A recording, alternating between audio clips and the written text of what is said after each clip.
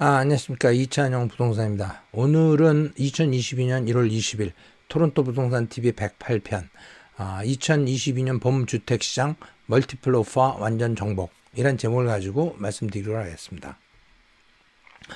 요즘 지금 가장 그 신문이나 이런 데 방송에서 이제 시끄러운 게 금리 인상에 대한 문제죠. 그래서 올해 안에 금리가 이제 1.5%에서 2%까지 올라갈 거다라고 이제 얘기하시는 분들이 전체 그 이코노미스트 중에서 75%가 이제 그렇게 얘기한다 그래요. 스코시아 뱅크에서는 이제 올 연말까지 2% 올라갈 거다 그렇게 얘기하고 있고, 왜냐하면 이제 인플레이션이 4.5%로 지난 20년간 최고치를 기록했기 때문에 인플레이션을 잡기 위해서라도 금리를 올려야 된다라고 얘기하고 있어요. 근데 그 다음에 이제 그 내셔널 뱅크에서는 연말까지 1.5% 올라가지 않겠느냐. 내년까지 2%로 가겠다라고 보고 있고요. 인플레이션 때문에 금리를 올려야 된다고 얘기하는데 사실 캐나다 중앙은행이 금리를 올린다 그래서 인플레이션이 잡히는 건 아니에요. 캐나다 중앙은행과 아무 관계가 없어요. 인플레이션은 지금 중국에서의 중국 경기가 나쁘고 중국에서 나오는 그 생산자 물가가 10% 올랐어요. 그리고 서플라이 체인 때문에 모든 생활 필수품들이 거의 중국에서 만들잖아요. 그것들이 가격이 오른 거예요. 캐나다에서 금리를 올리든 내리든 관계없이 중국에서 만든 빗자루가 캐나다 왔을 때 팔리는 거는 중국의 생산자 물가와 그 다음에 여기 유통 마진 그리고 이제 서플라이 체인에서 마켓에서의 어떤 수요 공급에 의해서 가격이 결정되는 거지, 금리 올리고 내린다 그래서 그 가격이 안정되는 거는 아니다라는 거죠.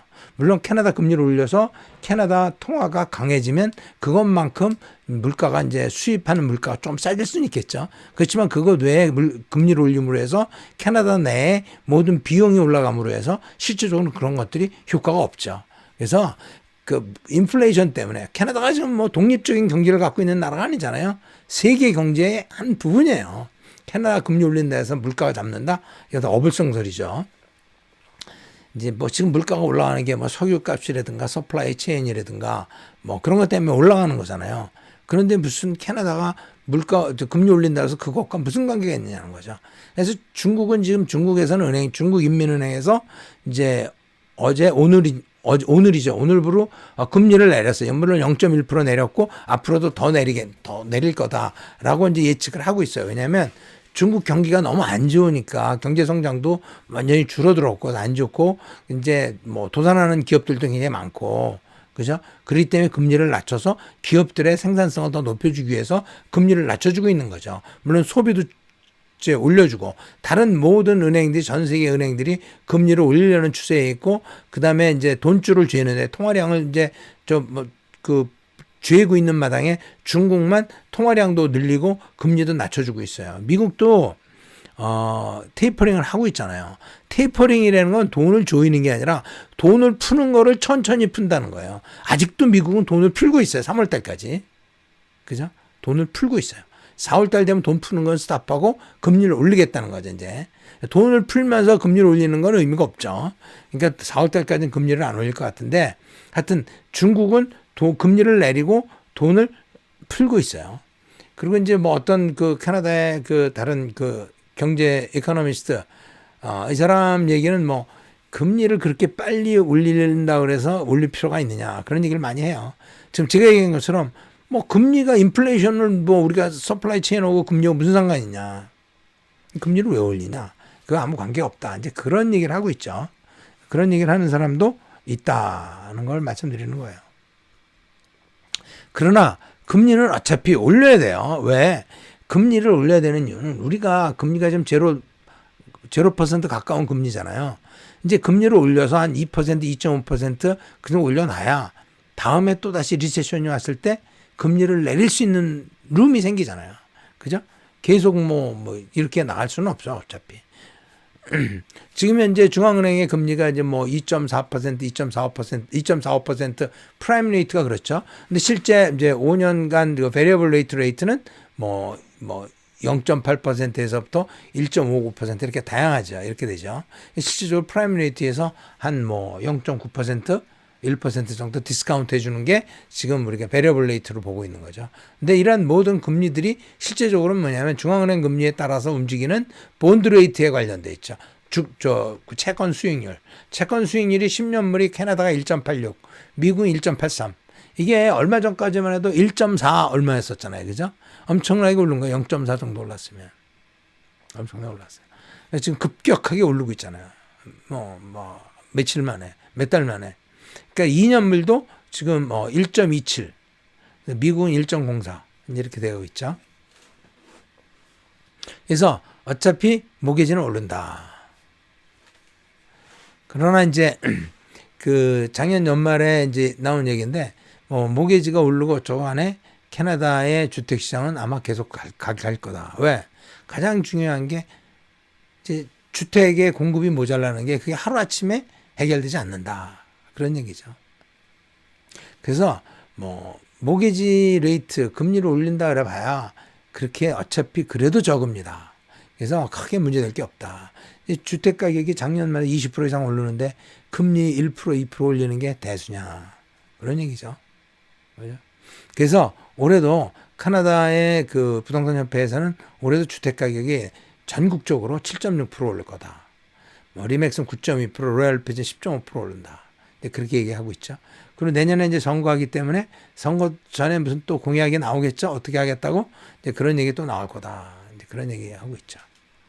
그 다음에 로얄패즈 그 얘기 그 사람 얘기인데 토론토는 로얄패즈 사장한 얘기는 토론토는 11% 정도 오를 거다.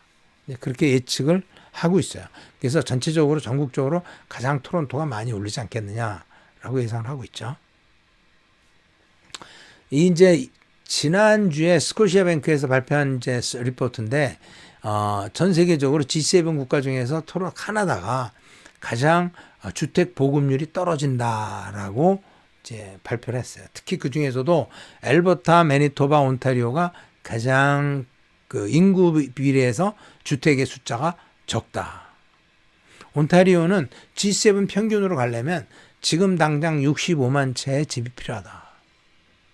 GTA에 1년 동안 짓는 집이 약 한 4만에서 5만 채 정도 짓고 있죠.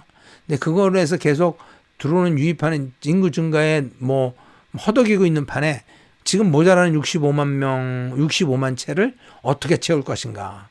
요원하죠. 그래서 하루아침에 해결되지 않는다.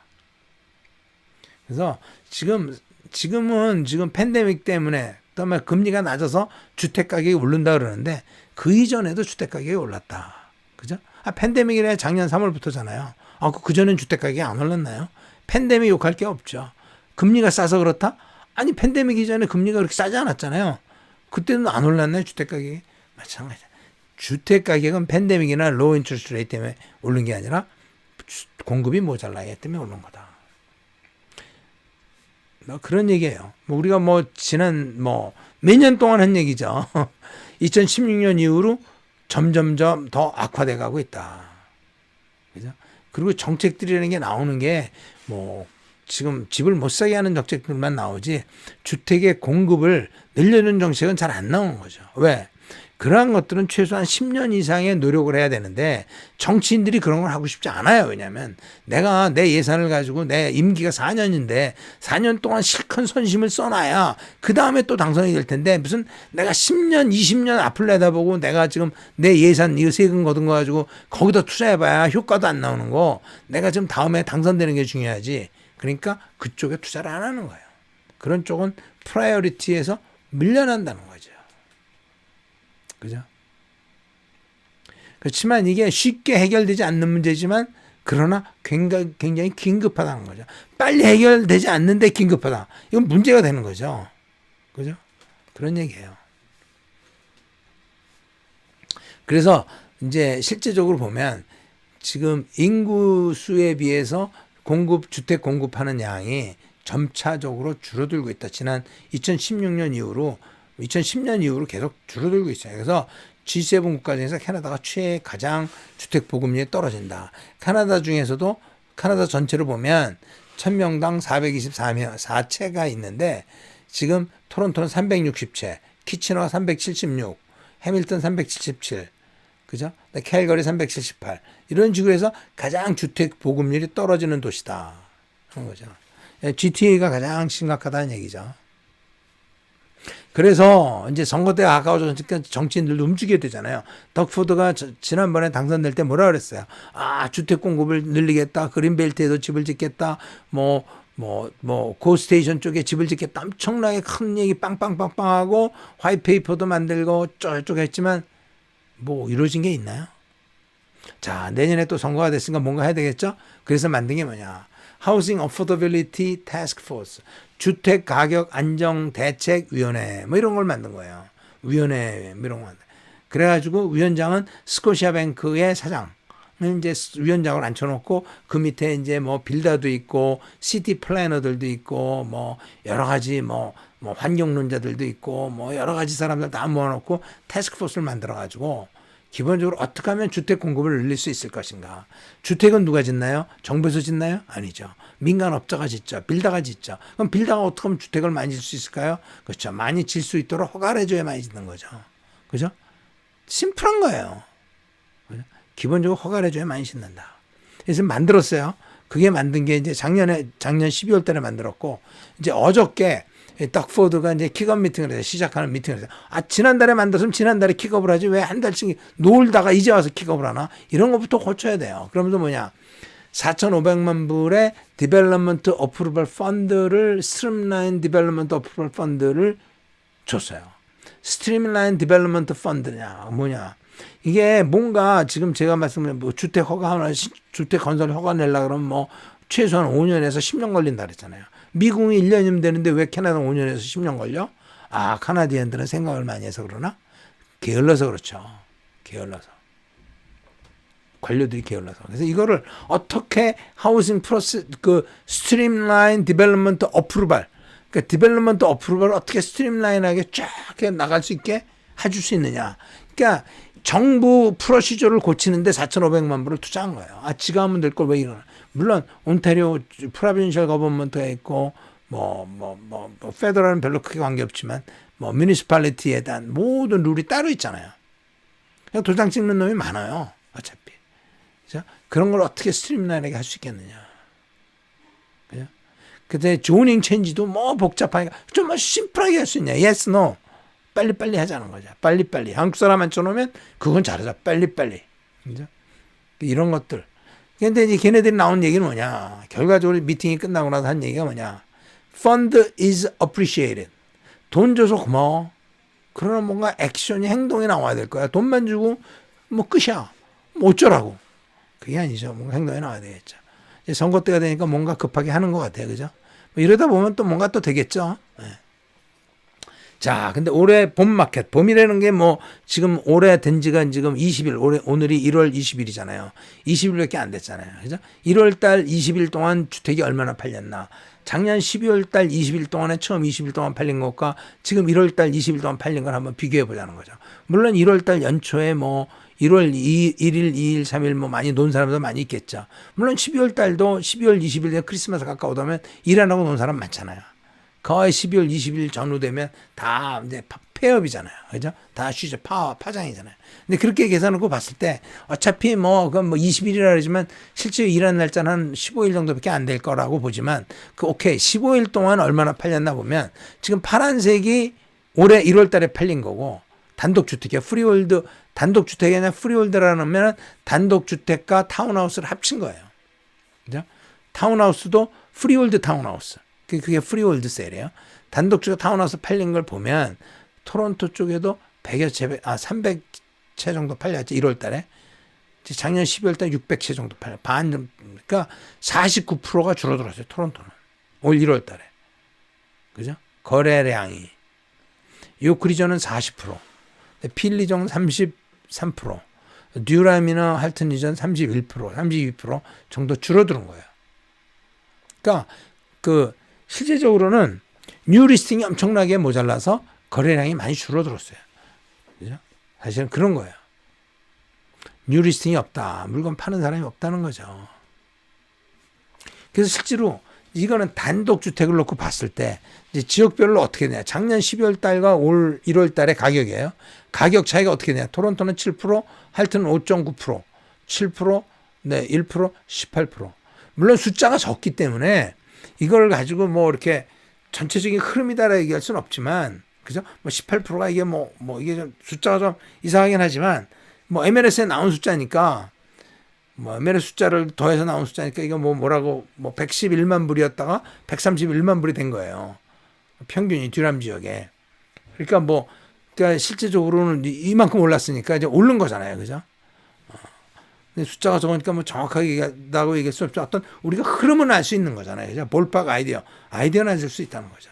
그래서 실제로 팔린 게 에스킹에 몇 프로에 팔렸냐 보면 이제 간에서 토론토도 7% 올랐다 그러지만 에스킹에 비해서 115%에 평균적으로 팔렸어요. 그러니까 멀티플 오파인 것도 있고 아닌 것도 있겠죠. 멀티플 오파가 아닌 거는 100% 이하로 팔렸을 거고 대부분 멀티플 오파인 경우는 뭐 그 이상 팔렸겠죠. 그래서 평균을 내보니까 115%였더라. 그러니까 멀티플 오파는 115%보다 더 비싸게 받았을 수도 있죠. 평균적으로 보면. 그죠? 근데 7% 올랐으니까. 그러니까 이제 이렇게 보면 이제 듀람 지역은 129%에 팔렸다. 에스킹 프라이스.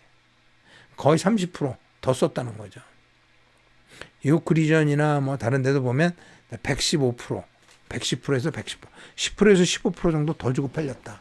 그리고 팔린 게 얼마 만에 팔렸냐? 5일에서 7일 사이 일주일 만에 팔렸다. 지금 오파를 멀티플 오파 하면 보통 내가 오늘 리스팅, 오늘이 목요일이니까 오늘 리스팅을 하면 다음 주 목요일 날 오파 받는 날짜를 정하는 게 일반적이에요. 일주일 정도예요. 어떤 사람은 5일 하는 경우도 있지만 어떤 사람은 10일 하는 사람들도 있어요. 그런데 오파 날짜가 되기도 전에 팔린다. 그러니까 멀티플 오파가 아닌 거는 나오자마자 그 다음 날 팔리는 경우도 있겠죠. 멀티플 오파인 경우에도 내가 오늘 내놓고 오파를 목요일 날 가져오라 그랬는데 그 다음 날 누가 오파 가져와서 사는 사람도 있을 거예요.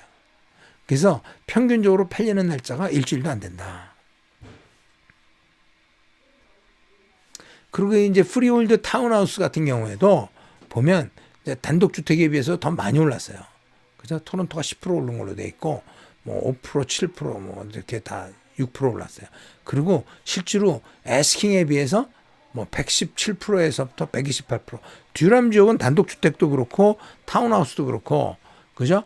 뭐 120%다 넘어가요. 그죠? 왜 그러냐? 싸니까. 근데 이제는 더 이상 싸지도 않다. 보시면 단독주택이 듀람 지역에 130만 불이잖아요. 그죠?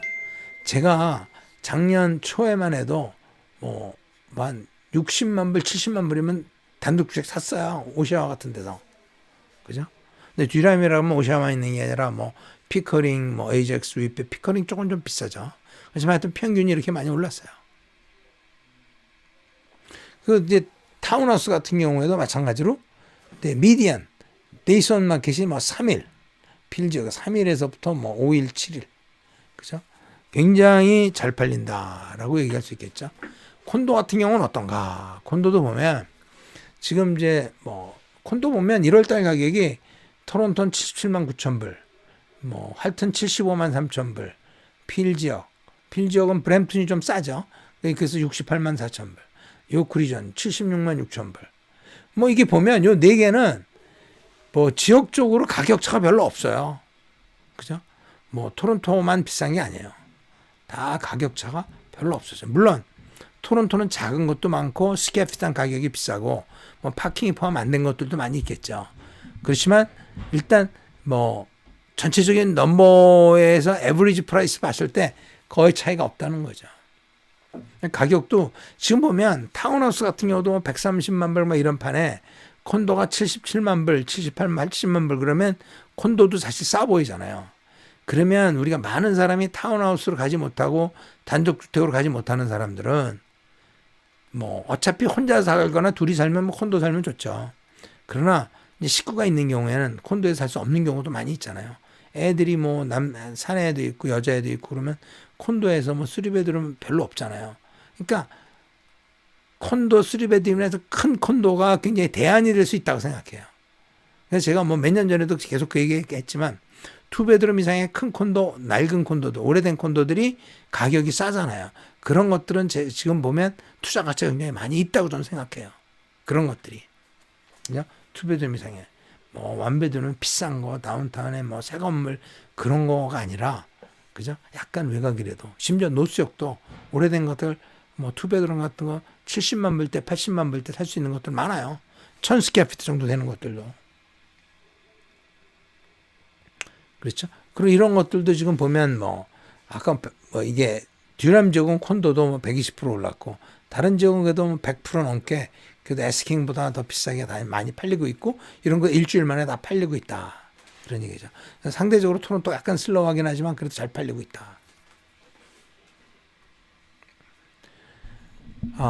이제 지금 오늘 하려고 했던 거는 이제 멀티플 오파에 대한 얘기를 하려고 했는데, 이제 예를 들어서 어떤 집이 이제 집을 제가 리스팅 에이전트 집을 팔려고 내놨어요. 리스팅 가격은 119만 9천 불이에요. 에스킹. 근데 그 근처에 한 달도 안 돼가지고 비슷한 집이 팔렸어요. 151만 불에 팔렸어요. 그러면 내 집도 150만 불, 151만 불, 뭐 150만 불에서 155만 불 사이 되지 않겠느냐. 당연히 그렇게 예측할 수 있죠. 그죠? 그렇게 얘기할 수 있는데 119만 불에 내놨어요. 그러니까 120만 불인데 좀 이제 그것도 싸게 보이려고 119만 9천에 내놓은 거잖아요. 그죠? 그럼 150만 불짜리를 120만 불이나 30만 불이나 싸게 내놨다고? 야, 이거는 너무한 거 아니야? 이게 자존심의 문제지. 내 집을 120만 불에 내놓는단 말이야? 자존심 따질 때가 아니잖아요. 그죠? 어떻게 보면 파는 사람 입장에서 어떻게 보면 비싸게 파는 게 목적이잖아요. 그래서 가격을 싸게 내놨어요. 그러니까 이제 그 동네 사는 사람이 야, 저 집은 150만 불에 팔렸는데 이거 120만 불도 안 되게 나왔어. 야, 좋네. 나도 오파 한번 써볼까? 오파를 쓰는데 야, 뭐 에이전트 쓰지 말고 리스팅 에이전트 직접 가면 내가 더 싸게 살 수 있을지도 몰라. 그런 생각 가지고 어떤 사람이 오파를 쓰자고 저한테 연락이 온 거예요. 그죠? 110만 불에 오파 쓰면 안 되냐? 이거 뭐라고 대답을 해야 될까요? 내가 괜히 그 사람 오파를 써줘? 거기 바빠 죽겠는데. 그러나 오파를 써주기로 결정해. 오케이. 뭐 그 사람이 물어보겠죠. 110만 불이면 살 수 있겠어요? 글쎄 좀 어렵겠지만 뭐 아직 얼마에 팔릴지는 모르니까 일단 써봅시다. 오파를 하나 써요. 오파 하나 생겼어요. 그죠? 근데 이제 뭐 또 딴 사람들 지나가다 야, 요거 120만 불에 나왔으니까 내가 5만 불 더 줄게. 근데 125만 불에 오파 쓰자고 또 와요. 또 나한테. 그래서 125만 불에도 오파 써줄 수 있죠. 아니면 이 사람 또 자기 에이전트 데리고 와가지고 에이전트 125만 불에 오파 쓰자 그래요. 그 에이전트는 뭐 딴 데 미시사가나 뭐 브램튼 전문으로 하던 에이전트를 해가지고 여기 시장 잘 몰라. 그래서 일단 125만 불에 오파 써요. 아니면 알면서도 손님이 안 될지도 알면서도 일단 오파를 쓰는 거예요. 오파를 써놔야 뭐 가격을 올리든지 아니면 다른 집을 사든지 할 거 아니에요. 그러니까 일단 오파 쓰자. 125만 불에 하나 써왔어. 오파가 2개가 생긴 거예요. 그죠? 어떤 사람은 야, 이거 내가 보기에 150만 불은 받아야 될 것 같은데 내 150만 불까지는 없지만 140만 불 정도 같으면 내가 한 좀 1, 2만 불 더 써가지고 살 수 있다면 좋겠다. 어떤 사람은 140만 오파 써가지고 왔어요. 오파 3개가 됐어요. 근데 이제 어떤 친구는 이제 다른 에이전트 집을 많이 봤어요. 이 동네에. 오파도 몇 번 썼는데 다 떨어졌어. 그러니까 이 집을 딱 보니까 야, 이것도 150만 불 이상 줘야 사겠구나 생각하고 일단은 150만 불에 오파를 썼어요. 오파 4개 생긴 거잖아요. 또 한 사람 딱 와서 보고 야, 이 집 정말 내 마음에 들어. 150만 불 이상은 줘야 될 거 아니야. 근데 이게 어차피 멀티니까 딴 사람들 오파 몇 개 들어왔어요? 오파 벌써 4개 들어왔대. 야, 그러지 말고 그러면 150 한 5만 불에 써보자. 155만 오파 들어왔어요. 오파가 지금 5개가 됐어요. 그죠? 오파 5개 됐어요. 사람들은 참 재밌는 게 이제 그 중에 사실은 155만 불 제일 많이 쓴 사람이 윈해가지고 집을 살 수 있게 되는 거죠. 그죠? 근데 지금 오파를 받은 사람은 딱 입장에서 딱 보면 야, 110만 불에서부터 155만 불까지 5장 들어왔어. 사람들은 어떤 생각하냐면 120만 불에 쓴 사람이나 150만 불에 쓴 사람이나 110만 불에 쓴 뭐 얼마에 쓴 사람이나 다 다른 사람들도 나와 비슷한 생각을 가지고 있을 거다라는 생각을 많이 하게 돼요. 사람들은 다 자기 머리 수준에서 다 남을 평가하기 때문에 그죠? 다 그럴 거라고 생각하는 거예요.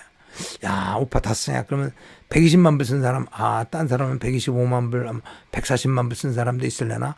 다 자기와 비슷한 생각을 하고 있는 거예요. 155만 불 쓴 사람이 이제 제일 많이 쓴 사람이잖아요. 근데 그 사람이 제일 중요한 거예요. 그 사람이 윈인데, 가만히 있어도 윈인데 오퍼가 4장이 더 있어. 그럼 저 사람들 중에서 뭐 좀 싸게 쓴 사람도 있겠지만 나처럼 쓴 사람이 적어도 한두 명은 더 나처럼 썼을 거야 라고 생각해. 내 155만 불 썼으면 야, 저 사람 154만 불? 아니 156만 불 썼을까? 그렇게 생각하는 거죠. 사실은 자기만큼 쓴 사람이 없는데. 그게 바로 멀티플 오퍼의 사이클러지예요. 그래서 120만 불이건 130만 불짜리 오퍼를 쓴 사람이 많으면 많을수록 그 사람들이 뭐 한 명이 아니라 2명이 아니라 5명 정도가 리스팅 150만 불 이하로 쓴 사람이 5명 정도 더 있다면 그 오퍼가 10개 되는 거잖아요. 그럼 155만 불 쓴 사람이 제일 많이 썼는데도 나는 못 이긴다고 생각하는 거죠. 야, 160까지는 올려야 되겠다. 그럼 160만 불. 그러니까 한 번 딱 왔을 때 이제 돌려보내는 거죠.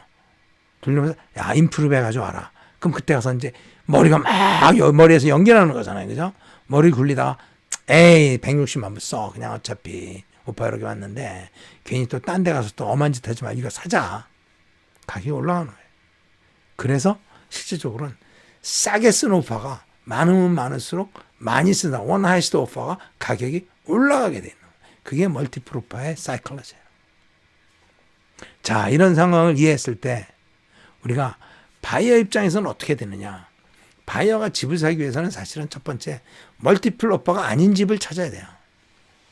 멀티플 오퍼가 아닌 집을 찾아가서 편안하게 딜해서 집을 사면 돼요. 그죠? 그게 1번이에요. 근데 보통 사람들이 이제 뭐 집을 보면 자기가 먼저 열심히 MLS에서 찾아가지고 에이전트한테 보내줘요. 이거 오늘 보죠. 이거 오늘 봤으면 좋겠는데 싸게 나왔거든. 왜 싸게 나왔까요? 왜 싸게 나왔을까? 멀티플 오퍼예요. 150만 불짜리가 119만 불에 나왔으니 누가 봐도 싸잖아요. 그죠? 싸게 나왔으니까 야, 이 값이면 좋네. 뭐 보여달라 그러는 거예요. 그럼 멀티플 오퍼예요. 어차피 그거는 150만 불 이상 줘야 되는 거다 이거죠. 그러면 멀티플 오퍼 아닌 건 어떻게 알 수 있느냐? 아는 방법이 없어요. 에이전트한테 물어봐야 돼요. 그래서 집을 살려는 사람들은 제일 처음에 해야 될 일이 멀티플 아닌 거를 골라야 되는데 그거를 자기 스스로 할 수 없기 때문에 처음부터 에이전트하고 일을 같이 해야 돼요. 어차피 사는 사람은 에이전트 하이어하는데 돈 안 들잖아요. 어차피 돈 안 드는데 빨리 하이어해서 빨리 같이 일을 하는 게 좋겠다. 그런 얘기예요. 뭐 부동산들은 귀찮을 수도 있겠죠. 그렇지만 어차피 자기 손님과 일하려면 해야 되는 일이에요. 그 바이어는 사실 이게 더 먼저인데 돈이 준비가 돼 있어야 돼요. 그죠? 그리고 모기지를 미리 어프로를 받아야 돼요. 요즘 멀티플 오퍼에서 컨디션 없이 들어가야 되는데 모기지 컨디션 나르면 가격을 아무리 많이 써도 집을 살 수가 없어요. 집을 살 수가 없어요. 사기 어려운 게 살 수가 없어요. 그래서 모기지를 무조건 프리 오프를 받아야 돼요. 그리고 디포짓이 뭐 20만 불이든 30만 불이든 뭐 20% 30% 내가 뭐 있어야 되잖아요. 그 디포짓은 내 구자에, 내 이름으로 된 구자에 미리 들어와 있어야 돼요. 최소한 60일 이상 있어야 돼요. 안 그러면 뭐 부모님이 준다 그랬어. 부모님 구자에, 동생 구자에, 형 구자에 나눠져 있는 거는 안 돼요. 그럼 모아놔야 돼요. 내 구자에 이미 갖다 놓고 준비를 해야 된다는 얘기죠. 돈이 돼 있고 그리고 모기지 오퍼를 돼 있어야 집을 보러 다닐 준비가 된 거예요. 그죠? 그런 상태에서 우리가 멀티플 오퍼가 아닌 집을 선택을 해서 집을 봐야 되는 거죠. 내가 집을 볼 때 이 집 마음에 들어. 그랬을 때 그 집이 실제로 마켓 밸류가 얼마인지를 정확하게 내가 판단할 수 있어야 돼요. 물론 내가 판단하는 게 아니죠. 내가 하이한 부동산 중개가 같이 상의를 해서 그걸 알아야 되는 거죠. 그죠? 그러면 그게 뭐 얼마에 나왔건 119만 불에 나왔건 129만 불에 나왔건 관계없이 애스킹 프라이스 무시하고 이게 얼마짜리냐를 판단해야 돼. 그죠? 그래서 내가 이거는 내가 얼마까지라면 내가 살 수 있겠다라는 걸 정해야 되는 거죠. 애스킹 프라이스는 nothing. 근데 리퍼런스가 안 돼요. 자, 그게 정해지고 나면 이 집은 내가 보기엔 150만 불짜리야. 그럼 내가 뭐 150만 불이나 뭐 좀 덜 써도 좋고 아니면 뭐 한 3, 4만 불, 4만 불까지는 더 쓸 수 있어. 이런 마음의 준비가 되잖아요. 그런데 그 집이 사실은 그 집 내용에 대해서 건물에 대해서 잘 모르잖아요. 그러니까 일단 인스펙션 리포트를 받아야 돼요. 리스팅 에이전트한테. 인스펙션 리포트를 받아서 그래서 그거를 이제 미리 판단을 해야 되겠죠. 인스펙션 리포트가 없다. 그러면 미리 인스펙터를 고용해서 집 보러 갈 때 잠깐 30분 동안 휙 한번 보는 거예요. 디테일하게 못 보지만 전체적으로 큰 거는 다 볼 수 있잖아요. 미리 내가 인스펙션 하는 거죠. 그죠? 오파 쓰기 전에. 그러니까 보고 나서 그 다음 날이든 빨리 인스펙션 하는 거죠. 그죠? 그리고 오파를 낼 때 내가 이 마켓밸류가 150만 불이다.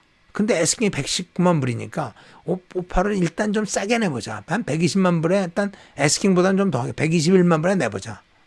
그거는 쓸데없는 짓이에요. 그런 거 하지 말자.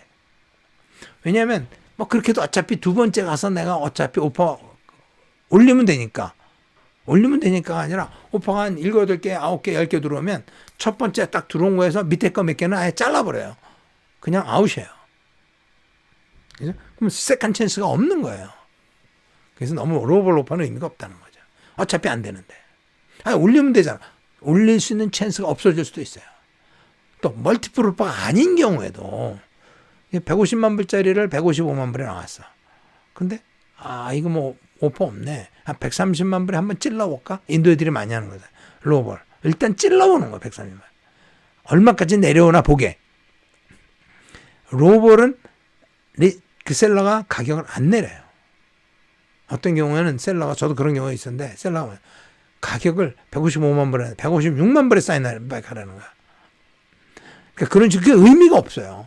그런 경우에. 그래서 좀 리즈너블하게 셀러의 가격이 내려올 수 있게 어느 정도 맞춰서 오파를 준비해야 된다는 거죠. 굉장히 중요한 거예요. 그 다음에 내가 이 집을 봤는데 이 집이 150만 불 정도 밸류는 돼. 근데 이 집이 정말 내가 보기에는 150만 불짜리 중에서도 난 이 집 그 레이아웃이 여러 가지가 우리 집하고 우리 가족하고 딱 맞아. 정말 좋아. 난 이 집 정말 좋은 것 같아. 내가 이거 한 5만 불 더 주더라도 그냥 이 집 샀으면 좋겠어. 근데 이 집 어떻게 돼? 다음 주까지 기다려야 되나? 야, 이거 그 사이에 또 딴 오파 미리 오파 가져오면 어떡해? 미리 날짜가 다음 주 목요일인데 그 전에 오파를 가져오는 거를 우리가 프리엠프티브 오파라고 그래요. 딴 사람이 가져오면 그러면 날 팔리면 끝이잖아. 그러지 말고 내가 오늘 그냥 오파 쓰자. 다음 주 목요일까지 기다리지 말고 지금 오파를 쓰자. 그렇게 할 수도 있는 거죠. 그죠? 그리고 내가 그냥 그러지 말고 다음 주 목요일까지 기다리자라고 얘기했을 때는 다른 사람이 오파를 미리 쓸 수도 있다는 거를 알고 있어야 돼요. 오케이, 뭐 그럼 할 수 없지 뭐. 그럼 오케이. 그거를 모르고 당할 수는 없잖아요. 그죠? 어떤 경우에는 다음 주 목요일이 오파 날인데 베란간 리스팅 에이전트에서 전화 왔어요. 오늘 밤 9시에 오파 받습니다.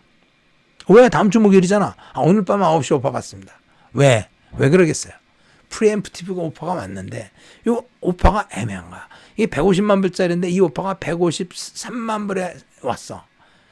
야, 이거 좀 150만 불 받으려고 생각했는데 3만 불 더 높여줬으니까 좋긴 한데, 다음 주 목요일까지 기다리면 좀 더 받을 수 있을 것 같은데, 이게 억셉트 하자니 그렇고 안 하자니 애매하고 그러면 벼랑간 이제 소집을 그동안 본 사람들 다 연락해가지고 오늘 9시에 오파 받습니다.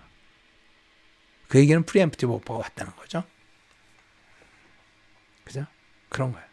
그래서 내가 정말 그 집이 좋다면 어차피 오파 써보는 거죠. 내 가격을 내가 맥시멈 가격 썼다가 뭐 안 되면 할 수 없고 되면 좋고, 그죠? 뭐 썼다 그래서 뭐 꼭 사야 되는, 안 되면 못 사는 거잖아요. 그죠? 뭐 안 되면 그냥 뭐 nothing to lose, 손해 볼 거 없잖아요. 그러니까 써보는 거죠. 이럴 수도 있다는 거죠. 그런 상황이 있다는 거를 우리가 이해해야 된다는 거예요. 그리고 멀티라 그래가지고 너무 조바심 내서 막 러시아가 야 무조건 이게 무슨 경쟁도 아닌데 돈 올려가지고 내가 무조건 사야 되겠다, 그런 생각을 하면 안 돼. 항상 스타퍼가 중간에 있어야 돼요. 에이전트가 그 스타퍼 역할을 해줘야 되는 거죠. 얼마 이상 리미트가 있고 그 리미트를 넘어서는 순간 워닝은 계속 오면서 이건 아니다. 클리어하게 잘라줘야 되는 거죠. 이런 노러쉬, 그런 부분이 우리가 고려해야 된다는 거죠. 그래서 이제 실제적으로 멀티프로파로 물건을 팔고자 하는 사람, 물론 내 집이 150만 불인데 그냥 뭐 나 그냥 159만 불에 내놓고 오파 들어오는 거 봐서 그냥 팔게요. 오케이, 그래도 돼요. 그래도 되고. 그런데 어떻게 좀 더 많이 받을 수 없을까? 아니면 더 빨리, 많이가 중요한 게 아니라 멀티프로파를 하겠다는 생각은 빨리 팔고 싶은 거예요, 사실은. 일주일 안에 끝장내겠다는 거예요. 물론 그냥 리스팅해도 요즘 잘 팔리니까 일주일 안에 팔릴 수도 있지만 모르는 거잖아요. 그죠? 지금 아까 보면 보통 사람들이 생각할 때 딴 집들은 똑같은 집인데 119만 불에 내놨는데 159만 불에 내놓으면 내 집 보러 오겠냐는 거죠, 첫 번째. 그러니까 어쩔 수 없이 멀티프로파를 해야 되는 경우도 있어요. 그죠? 싸게 내놔야 사람들이 오니까, 와야 멀티가 다음 주 안에 팔린다는 거죠. 그래서 멀티플 오빠를 가기로 했다. 멀티플 오빠든 아니든 간에 집을 팔려고 할 때는 일단은 집에 대해서 이제 밸류를 올려야 돼. 맥시마이즈 할 거 아니에요. 장점은 살리고 단점은 커버하고, 그러기 위해서 클린업도 하고, 필요하다면 일부 레노베이션도 하고, 뭐 레노베이션 안 하더라도 스테이징도 할 수도 있죠. 그죠? 이렇게 해서 밸류를 맥시마이즈 해놔야 되는 거죠. 그래 놓고 내 집의 밸류가 실제적인 마켓 밸류가 얼마인가를 충분히 이해해야 되는 거죠. 그죠? 그러려면 주변에 팔린 집이라든가 뭐 내 집의 상태라든가 여러 가지 상태를 고려했을 때 내 집의 밸류를 정확하게 밸류를 찾아내야 되잖아요. 이걸 누가 할 것이냐. 클린업, 리노, 스테이징부터 실제적으로 어차피 에이전트한테 나 커미션 줘야 되잖아요. 그러니까 처음부터 에이전트 인발부 시켜서 에이전트에게 도움을 받으시는 게 좋잖아요. 그죠? 그 사람은 집을 팔아도 한 집에 더 팔아봤을 거 아니에요. 그죠? 그러니까 그런 사람이 전문가한테 도움을 받으라는 거죠. 이건 어차피 내 쓸 돈인데 why not? 처음부터 그 사람을 이용하자는 거죠. 그래서 마켓 밸류 정확하게 어세스를 해야, 그래야 내가 얼마면 팔겠다. 뭐 정확한 금액은 안 나올 수 있을지 모르지만 레인지가 나오잖아. 150에서 155만 불. 이 정도면 팔겠다. 물론 더 주면 좋고, why not? 그러니까 150만 불 정도 밸류가 되니까 그 이상 되면 판다. 가격을 세팅을 해야 되겠죠. 그러면 리스팅하기 전에 프리인스펙션 하는 게 또 좋겠죠. 아까 바이어 입장을 넣었을 때 프리인스펙션 하는 것도 좋겠죠. 근데 프리인스펙션을 꼭 할 수 없는 상황이 되면 뭐 안 할 수도 있어요. 그럼 바이어가 하겠죠. 그죠? 그리고 그다음 컨디션 오퍼가 어차피 마지막에 가서 걸릴 가능성도 있어요. 그렇지만 일단 뭐 이건 프리인스펙션 많은 경우에는 하는 게 더 좋을 수 있어요. 그죠? 에스킹 프라이스는 이건 자존심의 문제가 아니라 기술의 문제예요. 에스킹 프라이스는 낮춰놓자. 그러니까 눈에 띄게 이 집이 그 값이라고 말이 안 되네 라는 느낌이 나도록. 그렇다 일부러 내놓는 거는 스토피도 안 가요. 그건 바보 같은 짓이에요. 올드 패션이에요. 일부러 내놓는 거 의미 없어요. 가격을 충분히 낮춰놓자 하는 게 키포인트예요. 오퍼 데이트는 7일 이상 두면 안 돼요. 오늘 리스팅했다. 오늘 목요일 날 리스팅했다. 다음 주 목요일 날 또는 그 전에 오퍼를 받아야 되는 거예요. 그죠? 이게 7일 동안 충분히 뭐 마켓 익스포 다 보나? 좀 더 있어야 더 많은 사람이 보지 않을까? 그렇죠. 10일, 15일 하면 더 많은 사람이 보겠지만 앞에 본 사람들은 다 딴 집 사자. 딴 집으로 가죠. 나머지 없는 거예요. 진짜 살 사람 벌써 딴 데 갔어요. 그러니까 7일이면 more than enough. 아까 설명드린 데이드론 마켓이 7일도 안 되잖아요. 그죠? 그리고 프리엠프티브가 올 수도 있다. 이걸 익스펙트 해야 되는 거예요. 그죠? 항상 깨어있어야 된다. 집을 뭐 몇 시엔 보여주고 언제는 안 보여주고 뭐 토요일 날은 못 보여주고 일요일 날 오전 그런 거 하지 말고 집을 가난한 바이어들이 많이 볼 수 있게 윈도우를 오픈하는 게 사실은 좋겠죠. 그죠? 그리고 오퍼가 막 여러 장 들어오면 이제 아까 말씀드린 로볼은 치우고 그 위에 몇 개 해가지고 세컨드 라운드, 서드 라운드를 해서 집을 팔 수 있는 거죠. 이런 여러 가지 프로세스를 다 거쳤을 때 내 손에 쥔 오퍼가 얼마가 되냐. 150만 불이든 155만 불이든 160만 불이 될 수도 있겠죠. 그렇죠? 그렇지만 그것이 리얼리티야. 내 최선을 다한 결과예요. 그거는 받아들여야 되는 거죠. 그것이 바로 마켓이에요. 마켓은 내가 정하는 것이 아니라 마켓이 정하는 거예요. 가격은. 그것이 마켓이에요. 그것이 뭐 150만 불이 하는데 149만 불, 148만 불이 될 수도 있겠죠. 그렇지만 그것이 우리의 마켓의 현실이라는 거죠. 가격은 마켓이 정한다. 그런 얘기예요. 그래서 오늘 한 얘기들을 좀 정리를 해보면 지금 상황을 보면 시장에 매물도 없고 그죠? 가격도 비싸지만 마켓은 이미 시작됐어요. 그죠? 보통 1월 달은 슬로우하거든요. 근데 전혀 슬로우한 느낌이 없어요. 시장은 이미 시작된 거예요. 그리고 작년부터 이어오던 열기가 계속되고 있는 거죠. 작년 12월, 1월을 관통해서 저 열기가 계속되고 있는 거죠.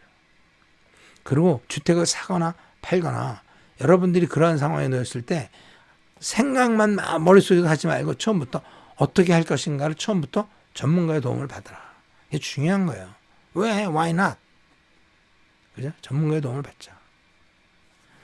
그리고 실질적으로 좀 보면 제가 지금 뭐 계속 싼 집이 좋다 얘기를 하는데 저는 뭐 그러니까 싸구려 부동산이냐 어떤 사람은 저보고 뭐 뭐 싼 건 안 하고 비싼 것만 한다. 뭐 그렇게 소문내는 부동산들도 있어요.